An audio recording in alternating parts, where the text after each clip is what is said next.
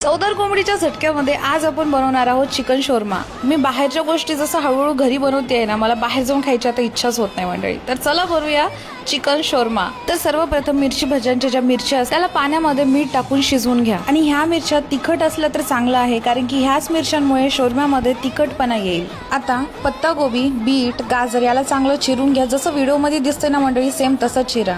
आता चिकन घेऊन त्यावर काट्या चमच्याने चांगले छेद करून घ्या। त्यामध्ये लाल मिरची पावडर, हळद, मीठ, जिरा पावडर, चिकन मसाला आणि दही। आता मंडळी हे सगळं हाताने चांगलं एकत्र एकजीव करून मिक्स करून घ्या।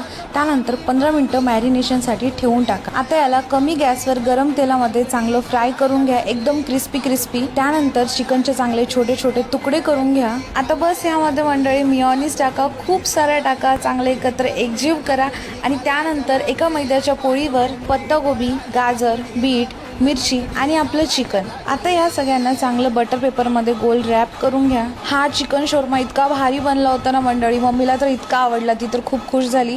ती म्हणे आता बाहेर जाऊन खायची गरजच नाहीये, तोच घरी बनवत जा। तर मंडळी तुम्ही पण तुमच्या फॅमिली सोबत एन्जॉय करा। भेटू पुढच्या व्हिडिओ मध्ये मंडळी, धन्यवाद।